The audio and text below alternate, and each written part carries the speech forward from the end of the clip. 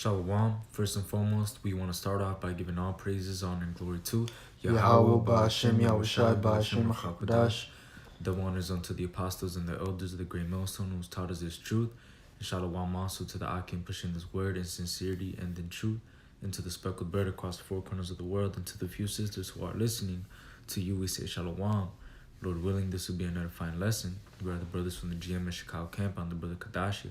Brother Daniela. And let's jump right into it. This is Deuteronomy chapter 4 and 32. It says, "For ask now of the days that are past, which were before thee, since the day that God created man upon the earth, and ask from the one side of heaven unto the other, whether there has been any such thing as this great thing is, or has been heard like it.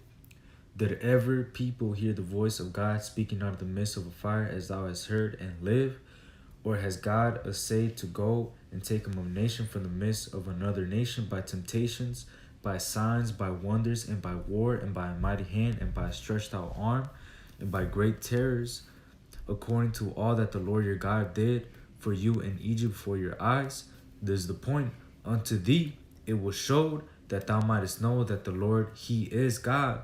There is none else beside him." Basically what I wanted to get into is how the Lord, Yahawah being the Father, Yahawashi being the Son, Yahawah is the only God. He is the only living power. Every other God that is outside, whether it be Buddha, Krishna,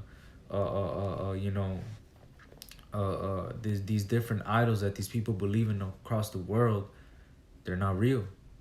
Only Yahawah is real. He's the living power. John, just for an example, what was it in the scripture? I forget the number. I believe it was 300. The Lord just used a handful of men to defeat a whole army. The Lord they said that they had like about 1,000. They had more men, but that's all the Lord needed. And that's all the Lord wanted, just so he could show that power, But I got one. This is the book of Psalms 140. No. Psalms 115 and verse 5. They have mouths, but they speak not. Eyes have they, but they see not. They have ears, but hear not. Noses have they, but they smell not. They have hands, but they handle not. Feet have they, but they walk not. Neither speak they through their throat. They that make them are like unto them. So is every one that trusteth in them. Because just to show, hey, these people believe in, like I meant to read verse 4, their idols are silver and gold, the work of man's hands. And that's what our people are foolish enough to believe, man. And these idols that are nothing more than just objects made by somebody's hands, Yeah. But YAHAWAH is the true Lord, man. There's only one God and one God only. As it shows in the scriptures, the Lord, like how Daniel being in the lion's den, the Lord protected him because he was a servant of the Lord. If the Lord wasn't with him and the Lord wasn't with Daniel, he would have been devoured,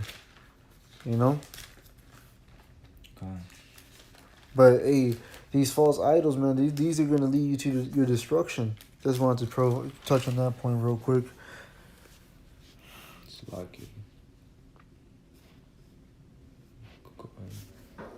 This is Exodus 7 and 9. It says, "When Pharaoh shall speak unto you, saying, Show a miracle for you, then shalt thou say unto Aaron, Take thy rod and cast it before Pharaoh, it shall become a serpent. And Moses and Aaron went unto Pharaoh, and they did so as the Lord had commanded. And the Lord cast his rod, and Aaron cast down his rod before Pharaoh and before his servants, and it became a serpent.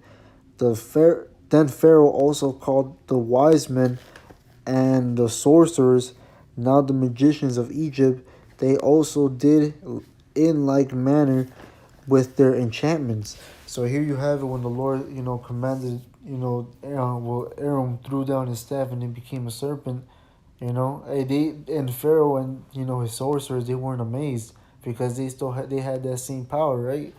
But this is just to show how further, powerful truly the Lord is, because it says verse 12, for they cast down every man his rod, and they became serpents, but Aaron's rod swallowed up their rods.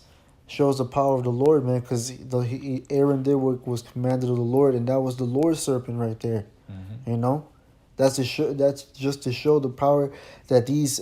It said right there, they're enchantments, they're sorcerers, all right, they're magicians. They were doing this in the left hand side, Mm-hmm. but the Lord's power is in the right hand side. But That's and right. that's the more powerful side, man, because that is the Lord. You know. Come to back the brother up. This is Wisdom of Solomon, chapter 14, and verse 8. It says, but that which is made with hands is cursed, as well it as he that made it. He because he made it, and it because being corruptible it was called God. For the ungodly and his ungodliness are both alike hateful unto God. For that which is made shall be punished together with him that made it. Therefore, even upon the idols of the Gentiles shall there be a visitation, because in the creature of God they are become an abomination. And who's the creature of the God, which that would represent the creation of Israel. Because when you go into the book of Isaiah, it goes into the Lord being the creator of Israel. He says that, in Isaiah 43 and 15. And it says, they are become an abomination and stumbling blocks to the souls of men, and a snare to the feet of the unwise. For the devising of idols was the beginning of spiritual fornication, and the invention of them, is the corruption of life. Because through idols, it is the beginning and cause and end of all evil.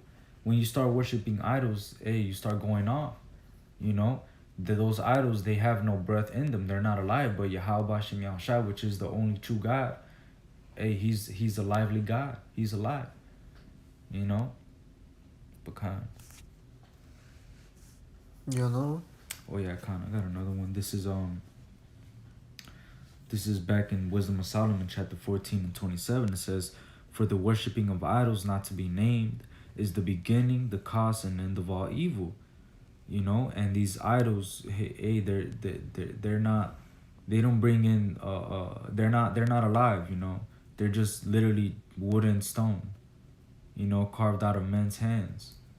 And they have no power. They can't save you. But Yahweh Shem Yahushai, what did he do? He saved us out of Egypt. With his stretched out arm, he did wonders, miracles, all types of things. And like the brother was getting into in the Exodus chapter, the left hand is not stronger than the right hand. Mm-hmm. They were doing those miracles on the left-handed side. But the right hand, which is Yahweh Shai, the right hand of Yahweh Shem Yahweh is Yahweh Shai, which is way stronger, But Khan. So like, what was it? I'm trying to think of the scripture. It said that was it Elijah? I think it was. I'm pretty sure it was Elijah. Let me just try to find that. How does it go? It says basically when he mocked the men of Baal. Yeah. Right?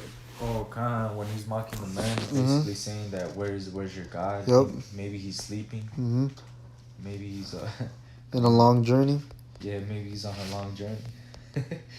Khan. I think that's Second Kings now. It's Let damn. me see. Oh wait, here we go. You got it?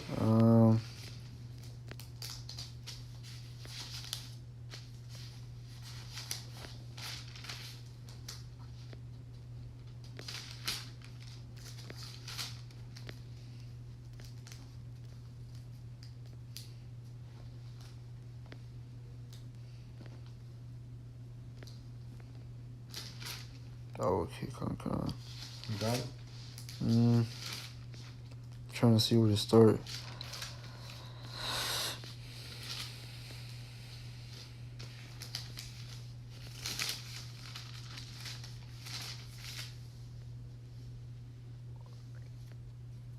Damn, is it?